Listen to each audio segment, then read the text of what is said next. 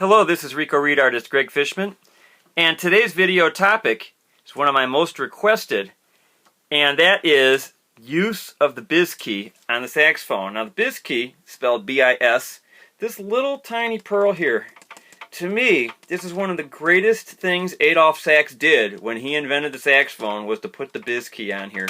Because before that, you always had to use a side B flat to play the B flat, like on a clarinet. But with the saxophone, you can play B flat like this. And this is a major innovation. And I'd say without the Bis key, my technique's probably down 20 to 30%. It really makes a huge difference. Now, one of the things about the Bis key you need to know is I think about it as default on, okay? In other words, you'll never see a picture of me playing like this, where this finger is lined up on this pearl and I'm not also in contact with the Bis key. Never. I will never play like this. I am always like this. And this is sort of the secret thing about it. It seems I've met so many students over the years who don't get this concept. And what they do, the reason they have trouble with the Bis key is that they're like this, and then they think they need to, as they're going up to it, do two moves that they need. Say I'm going G, A, B flat, right? They're like this, and you go up, and then they think that as they release the A, they have to simultaneously slide their whole finger down to the Bis key. Totally wrong way to use it. It's like this. You start with it on by default, right? And you're going to go G, A, B flat. It'll just be right there under your fingers. Now, one of the moves you need to do to get comfortable with this idea that it's default on is this. Notice I'm keeping the rest of my hands still. Now this did take some training to get comfortable with this, but this independence of finger motion is essential, okay? Now, if you get pinched in there, like that could pinch your finger, usually it's because you're at the wrong angle. Now, in some extreme cases, you might have too much space between this Bis key and the B pearl. In that case, you need to go to your technician, your saxophone repairman, and tell him you like to roll between the Bis key, the B and the Bis key, and you want them as close as possible. I have them really close. They could even be a little closer, but they're almost touching. Okay, and that really makes it easier to do this move. But you don't want to go like this, okay? Careful of this. This is really bad news here if you're sticking your fingers way out. But keep your hand in regular position. Nice curved fingers, okay? Straight wrist. I'm not up like this. I'm not down like this, okay? Now,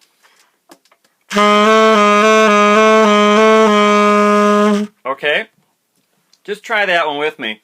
I'm going B flat, B natural, going back and forth.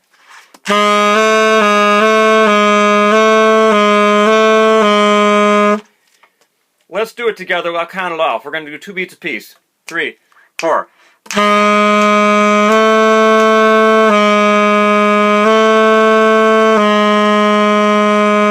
Okay?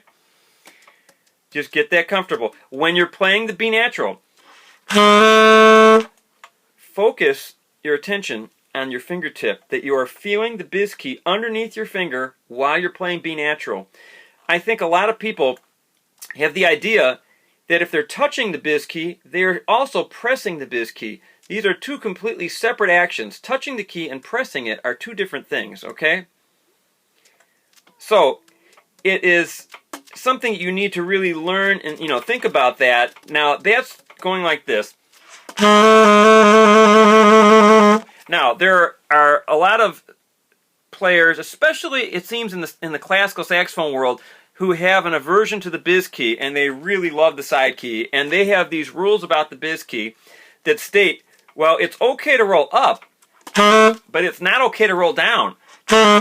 Well, I'm a jazz player. I didn't study classical saxophone. I did classical flute and clarinet, and of course, I'm using side B flat on clarinet mostly. But as a jazz saxophone player, I can just tell you from 30 years experience playing, this Bis key has saved me in so many situations where I needed to have good technique and needed to execute a passage really fast and clean.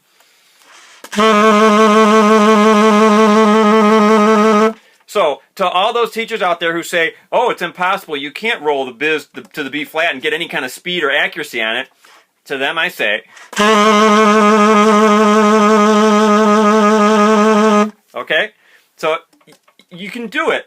You just have to do it where you're not sliding. I never slide this. I just rock it, basically, okay? So you may have to practice that if you're not used to it. Okay, now, I have a lick I've written called the Biz Key lick. If you have the Hip Licks book, it's actually in there. Open up to the page of licks based on major 7th chords, okay? It's the lick on B major 7. It's the second lick on that page. And I call this the Biz Key lick because it involves the roll going down to it and then going up. I'm going up a B major 7 chord. We're on the major 7 at the top, and then we roll up and then back down. So it gives you the move in both directions and in both octaves. So you get to experience the move without the octave key pressed, okay, without that in the low register, and then with this pressed in the upper register. So it gives you a real good feeling for how it's going to be when you're actually using this.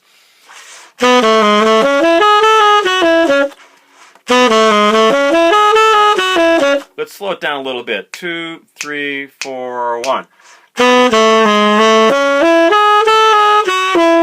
Okay?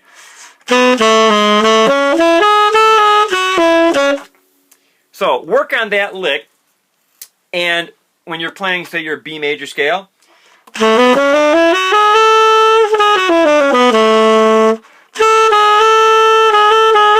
okay, B. Just start doing exercises on the B scale when you're rolling to it instead of having to resort to the side B flat. Side B flat is fine. If you want to play side B flat at times, I mean, I can switch to side B flat if necessary, but I tell you honestly, my speed would be way down. My basic theory on saxophone technique is I prefer inline action. I don't like a lot of side moves if they're not absolutely necessary. Because to me, if you're playing inline, it's just more efficient. And look at what you got to press to play the B flat. I'm just using one finger to press the note. If I have to play side B flat, we've got 2 fingers plus a third here to press this.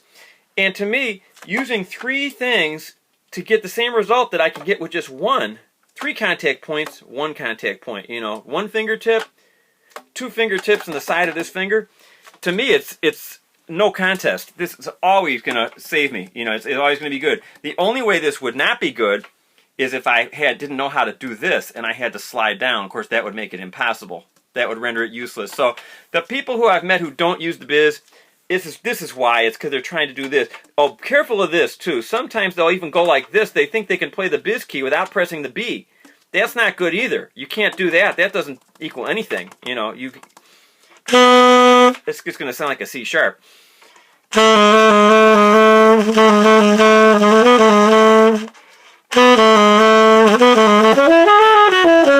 Plus, it's a nice lick anyway, so you can use it when you get to B major in a song. When you're playing Tangerine on tenor, when it goes to B major, you can play that lick. Okay? So, think about that. That covers today's video lesson. Use of the Biz key. Okay? And that's a big one. When you start getting that under control, your technique will skyrocket. It's going to be so much easier to play.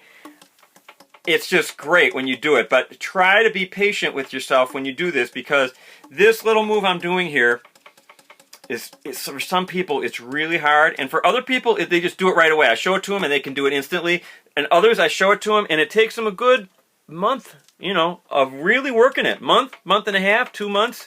But it really doesn't matter. You just have to get it. So you get it at your own speed. And mainly, just try to have fun with it. Enjoy it while you're practicing.